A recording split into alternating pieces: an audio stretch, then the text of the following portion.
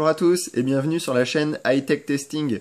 Aujourd'hui je vous propose un test sur un pad mécanique, le Razer Orb Weaver. Alors au niveau des specs, on est sur un pad avec une connexion filaire en USB 2.0 avec une prise plaqué or. Le pad est dédié principalement aux joueurs. On est sur des touches mécaniques de type Cherry et MixBlue. Il y a un repose-poignet pour un confort optimal. Le rétroéclairage se fait en vert uniquement. Il y a 20 touches programmables sur le pad et on peut enregistrer jusqu'à 8 profils différents.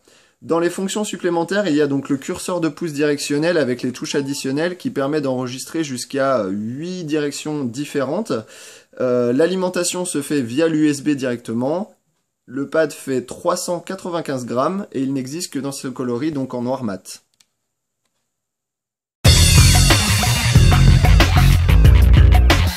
Alors au niveau de la prise en main, Razer a vraiment fait très fort, on est sur une prise en main excellente et un confort vraiment très bon aussi. Déjà ils ont commencé par jouer sur les matières. Alors ici on est sur une matière un peu revêtement peau de pêche qui est très confortable et qui accroche très bien, donc pour le poignet. Ensuite pour la paume de la main on est sur un revêtement plus peau de serpent, en noir mat également qui accroche très bien, qui laisse très peu de traces de doigts et donc très peu de transpiration dans les grosses sessions de jeu. Sur la commande du pouce, on est sur des touches qui sont en plastique, mais qui sont très réactives. Elles sont vraiment très bonnes. Du coup, au début, c'est un peu bluffant quand on fait du jeu vidéo. Quand on binde des touches en fait là-dessus et qu'on fait du jeu, on a l'impression qu'on a à peine appuyé dessus, que ça y est, c'est parti. Mais vous verrez que vous allez vite vous habituer à ces touches-là et qu'elles vont vite devenir indispensables. Au niveau des touches mécaniques, donc on est sur du MixBlue. Elles sont très bonnes, ces touches. Elles font beaucoup de bruit, donc vous allez bien voir.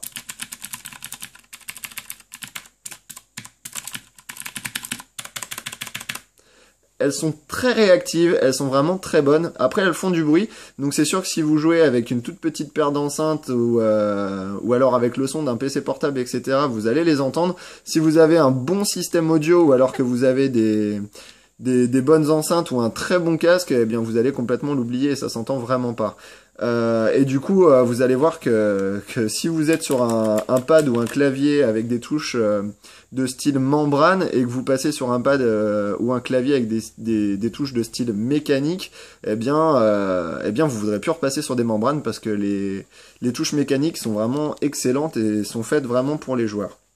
Donc au niveau des réglages, on peut vraiment régler le pad à la forme de la main et aussi à la taille de la main. Donc il y a 3 possibilités de modification. Donc déjà dans un premier temps on peut changer la paume de la main. Donc ici on a une petite tirette métallique. Donc on tire dessus, on peut la lâcher. Ensuite on règle vraiment la paume de la main. Donc soit on veut la mettre plus vers le haut, soit vraiment plus couchée. Tout dépend de la position qu'on veut avoir. Donc là par exemple je vais la mettre la plus haute possible. Je rappuie dessus pour verrouiller.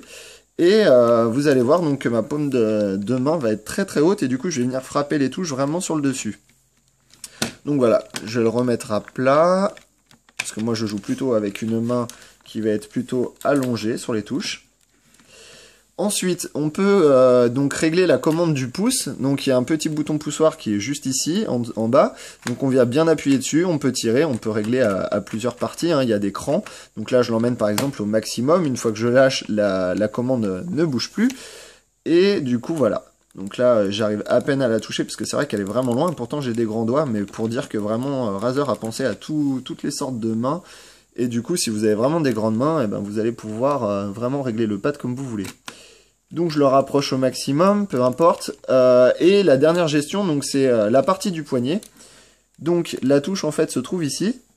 Donc il suffit juste de prendre le pad bien de l'avant, de bien appuyer sur cette touche là et de venir écarter ou de rapprocher en fait la partie du pad. Voilà. Donc là par exemple je l'éloigne au maximum. Voilà. J'aurais du mal à venir toucher ces touches-là quand je l'éloigne au maximum. Donc voilà, vraiment, au niveau de la customisation du pad, Razer a vraiment pensé à tout, puisque toutes les mains peuvent s'accorder avec ce pad de jeu. Au niveau du dessous du pad, on est sur des charnières qui sont métalliques, donc du coup c'est vraiment très solide, et quand vous bougez en fait tous les éléments qui sont eux par contre en plastique, mais du plastique de très bonne qualité, pas de problème à ce niveau-là, et bien du coup on est vraiment sur quelque chose qui respire la qualité. Donc ça, c'est vraiment un bon point. Au niveau des patins aussi, on est sur des gros patins qui accrochent vraiment beaucoup.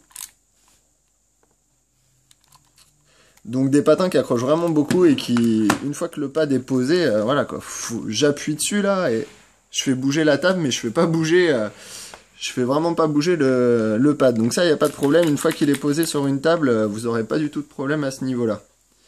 Donc très bon point au niveau de l'esthétique du pad, ça plaît pas, ça fait un peu futuriste, ça fait vraiment gamer, voilà, on est sur le public visé en même temps, avec le rétroéclairage vert uniquement, ça c'est un peu dommage, Razer aurait pu mettre un peu plus de coloris sur leur pad, mais bon, en tout cas, nous ça nous a beaucoup plu. Ici on a les différents profils enregistrés, vous le verrez tout à l'heure quand on passera sur le logiciel, donc là je suis sur le profil 1 et on peut switcher sur plusieurs profils, on peut même activer plusieurs profils en même temps. Donc on se retrouve maintenant sur le logiciel de gestion du pad qui est donc le Razer Synapse 2.0 qui est le logiciel qui vous permet de gérer tous vos périphériques Razer. Par exemple, vous voyez que j'utilise également une souris Razer. Donc si je clique dessus, j'arrive directement au profil de ma souris. Là j'ai mon pad, je vais sur mon pad. Si j'avais un clavier, ça viendrait à côté ou encore un autre périphérique, etc. Alors au niveau de la personnalisation du pad, c'est vraiment très simple. Donc par exemple, ici j'ai mes différents profils. Donc on va créer un nouveau profil pour vous montrer. Donc on fait le petit plus qu'on va nommer test par exemple. Voilà, peu importe le nom. Et ensuite, on va venir en fait configurer directement nos touches. Donc on a des touches qui sont pré-remplies de base, donc on peut très bien laisser les touches qui sont pré-remplies. Et si on veut donner des lettres ou des numéros spécifiques à nos touches, eh bien on peut le faire directement. Par exemple, la touche ici qui est la touche Z, puisque c'est la touche de direction à la base, donc là on voit qu'on a bien nos touches ZQSD qui sont représentées. Si par exemple on veut changer les touches, eh bien ici je vais sur la première touche en haut à gauche de mon pad, je viens ici, je lui dis que je vais lui donner par exemple une fonction clavier, et ici je viens nommer la touche du clavier que je veux lui attribuer. Donc par exemple je lui mets le A.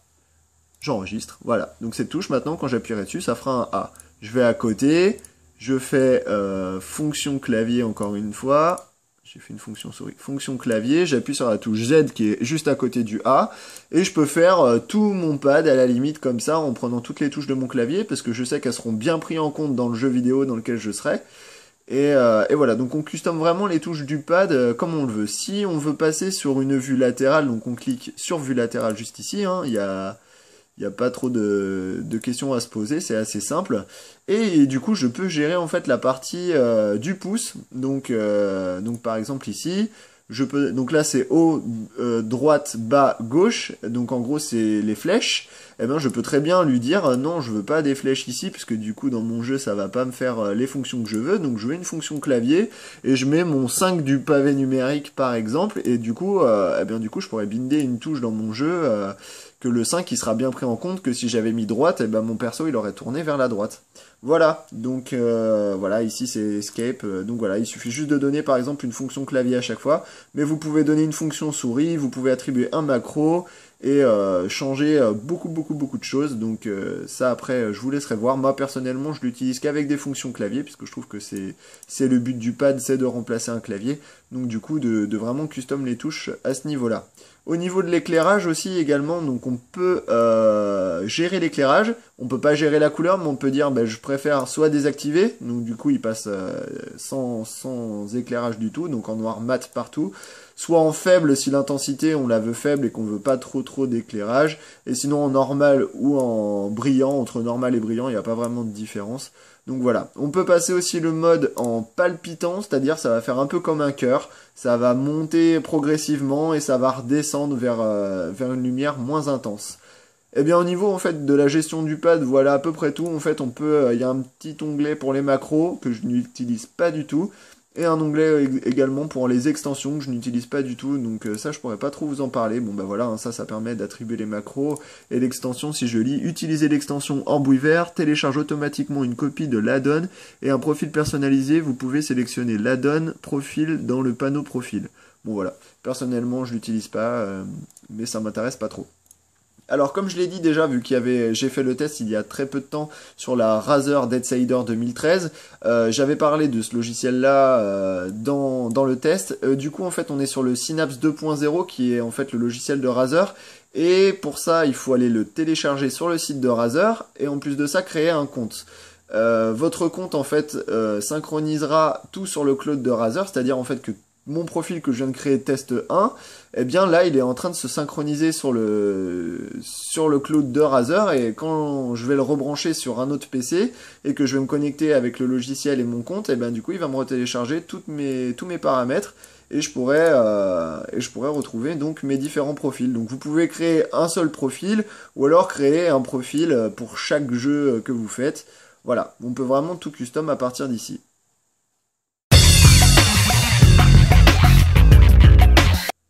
Donc conclusion pour ce pad mécanique Razer Orb Weaver. Donc ce qu'on a vraiment aimé c'est les touches mécaniques qui sont très réactives et donc très confortables. La position de la main aussi qui est très confortable et qui évite en fait la fatigue si on fait vraiment beaucoup de jeux vidéo. Ça c'est vraiment très très bon. Ce qu'on a aimé aussi, donc la finition globale du pad qui est vraiment très bonne au niveau des matières utilisées, des différentes textures et le fait aussi que les charnières soient métalliques en dessous pour le mouvement des différentes parties, ça respire vraiment la qualité. Ce qu'on a aimé aussi, donc c'est les touches programmables avec macro, donc ça c'est vraiment un bon point. La sauvegarde de la configuration en ligne, donc c'est vrai que le logiciel Synapse 2.0, je lui avais déjà attribué une bonne note dans différents tests que j'avais pu faire. Eh bien, je lui remets encore une bonne note à ce point de vue-là, donc au niveau de la sauvegarde de la configuration en ligne, très bon. Et le pilote aussi, donc qui est très simple à utiliser. Vous avez vu, hein, pour configurer des touches, ça va prendre 2 minutes. Si vous prenez pas la configuration de base et que vous voulez paramétrer vos touches de clavier directement dessus, ben voilà, ça prend 2 minutes le temps de le faire. Et ça, c'est un très bon point. Alors les points négatifs quand même, c'est le prix. Un 120, 125 euros quand même pour ce pad mécanique, c'est pas donné. Il y a des claviers qui sont quand même moins chers. D'ailleurs, c'est le plus cher des pads, tout compris, mais je crois bien que c'est le seul pad mécanique qui existe sur le marché. Donc bon, ils ont pas trop de concurrence et ils ont mis un peu la barre assez haute. Mais bon, il vaut son prix si on veut aller par là, puisque c'est vraiment le meilleur pad du marché qu'il y a en ligne. Mais bon voilà, quand même 125 euros, c'est pas donné. Peut-être qu'on peut le trouver un tout petit poil moins cher, peut-être autour des 110 actuellement, mais bon, c'est vraiment trop cher c'est vraiment trop cher. Il faudrait qu'il baisse un peu le prix. Au niveau des moins, eh bien encore un, c'est le bruit des touches. Hein. On peut pas lui dire que ça c'est un plus. C'est du mécanique, donc c'est classique d'avoir ce bruit-là, mais ils ont dû en sortir un, ou alors ils vont en sortir un avec des touches qui devraient être moins bruyantes. J'ai pas pu l'avoir pour le test en tout cas parce qu'il n'était pas encore sorti, donc je sais pas si actuellement il est sorti ou si c'est en cours. En tout cas ça c'est vrai que c'est un point négatif. Si vous n'avez pas un bon système audio à côté, vous allez entendre les touches et peut-être que ça sera pas très agréable.